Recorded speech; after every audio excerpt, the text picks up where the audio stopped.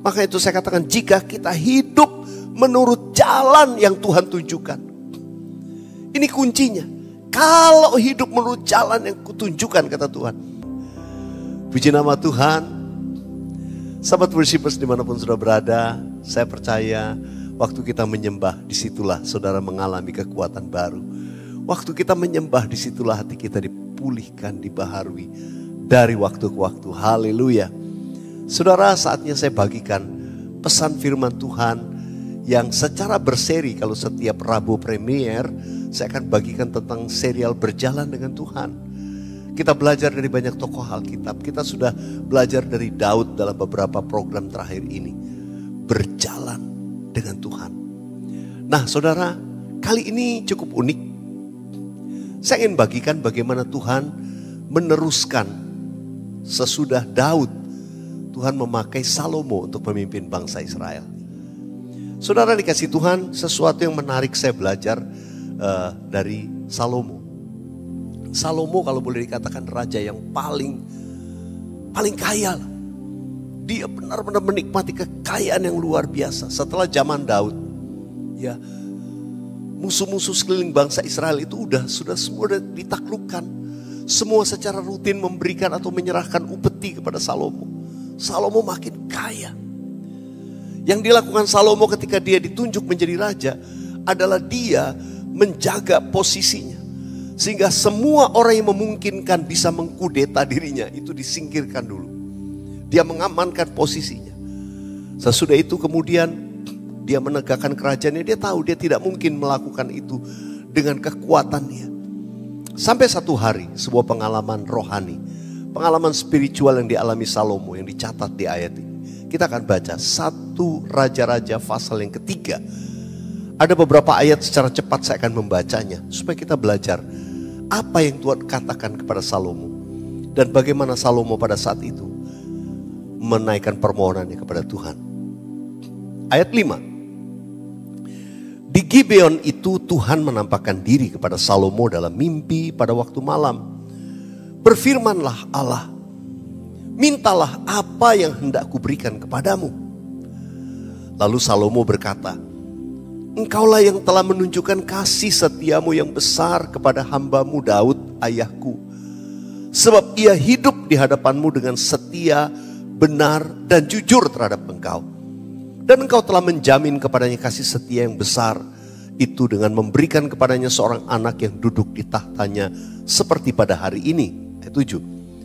Maka sekarang ya Tuhan Allahku, Engkaulah yang mengangkat hambamu ini menjadi raja menggantikan Daud ayahku. Sekalipun aku masih sangat muda dan belum berpengalaman. Demikianlah hambamu ini berada di tengah-tengah umatmu yang kau pilih.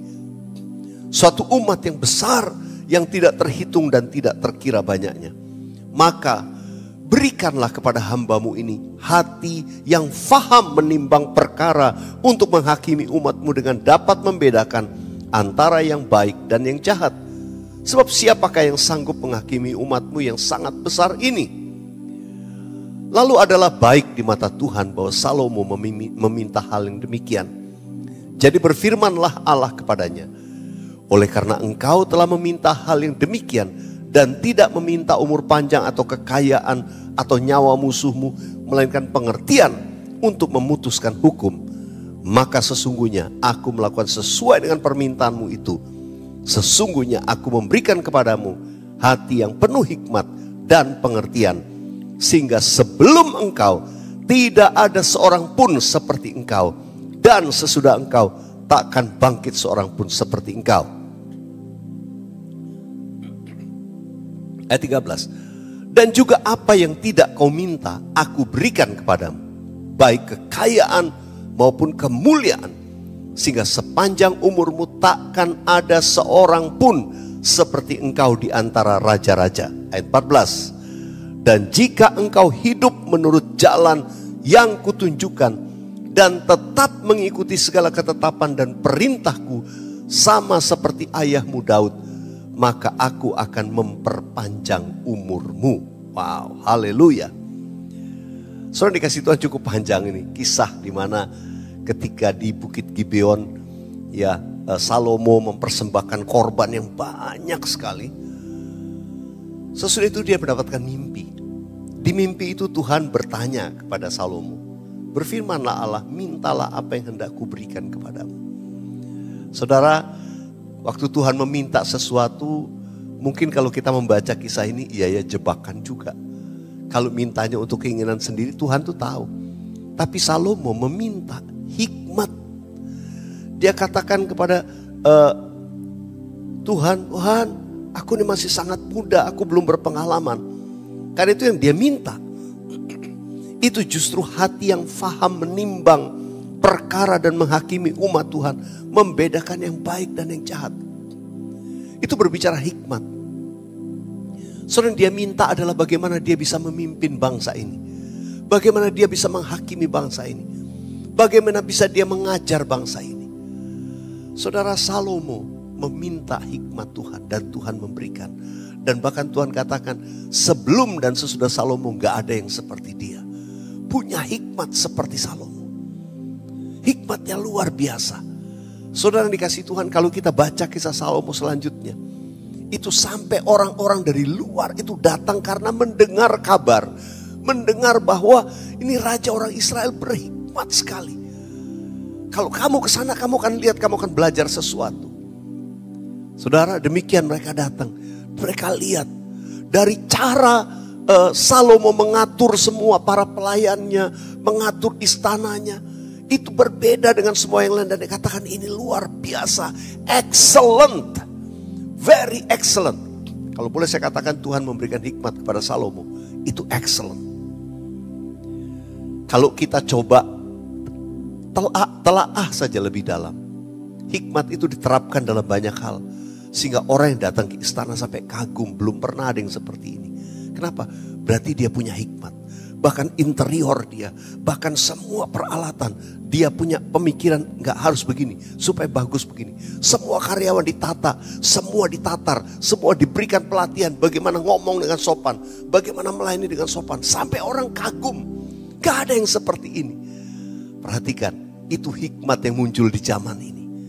Di zaman pada waktu itu, saudara. Salomo punya hikmat yang hebat dalam menjalankan semua urusannya. Dan dalam sampai membangun bait Allah, dia punya hikmat. Dia punya hikmat. Seseorang pernah berkata kepada saya, ini Salomo udah sedemikian luar biasa, malah dikasih bonus berkat yang melimpah.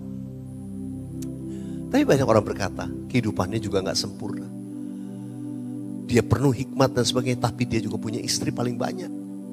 Dalam sejarah yang ada di Alkitab. Dan bahkan Tuhan jaga kerajaannya sampai pada dirinya. Tapi kemudian setelah tongkat estafet lewat dari dirinya, kerajaan Israel mulai pecah. Tidak terus blessing itu. Berarti ada penyebabnya. Semua yang diperlukan untuk kehebatan, kemampuan, kesanggupan, semua diberikan. Mungkin saudara kita juga dalam hidup kita menerima, wah semua.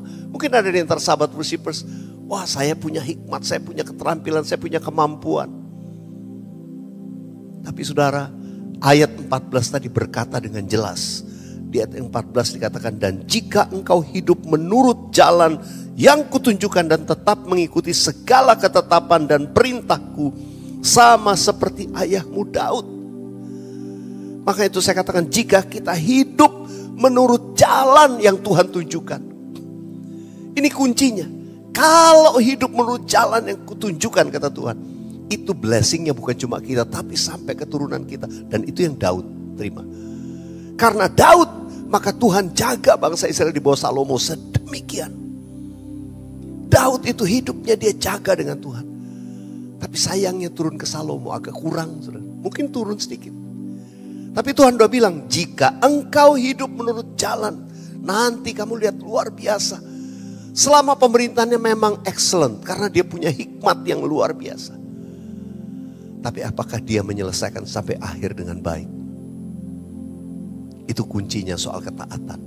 Mari kita lihat di ayat yang ketiga sebelumnya.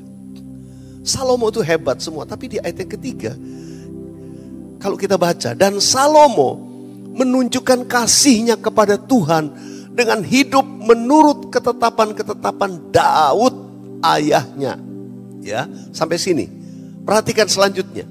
Hanya Nah ini, hanya ia masih mempersembahkan korban sembelihan dan ukupan di bukit-bukit pengorbanan. Perhatikan, hanya itu celahnya kecil sekali. Cuma Tuhan tuh menunjukkan semua hal kamu lakukan, tapi hanya ada satu celah sedikit. Hanya ada satu kurang.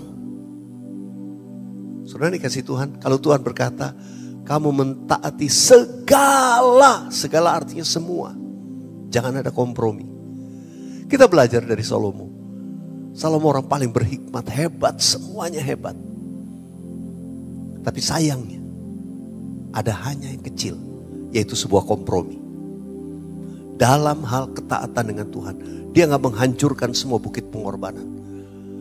Semua tempat-tempat yang bukan tidak berkenan kepada Tuhan tidak dihancurkannya. Saudara dikasih Tuhan, lalu kemudian dia menikah dengan dia bekerja sama dengan anaknya Raja Mesir, Firaun. Dia ambil sebagai istrinya. Dia mulai kompromi. Dia bahkan gak apa-apa. Saya tuh berhikmat, saya bisa ngatur semua. Kadang-kadang dalam hidup ini kita merasa kita bisa. Oh bisa, gue gak apa-apa. Lalu kita kompromi, gak apa-apa. No, tidak demikian. Kalau Tuhan suruh katakan kepada kita, segala yang ditunjukkan Tuhan, ayo kita taat. Itu artinya Tuhan mau semuanya. Jangan kompromi. Kita belajar dari Salomo. Sehebat apapun kita, pada akhirnya, sayang sekali. Kalau akhirnya blessing Tuhan tidak terus lagi keturunannya. Bangsa Israel sesudah dia mulai pecah-pecah. Terjadilah kehancuran. Saudara dikasih Tuhan, mari kita belajar untuk taat.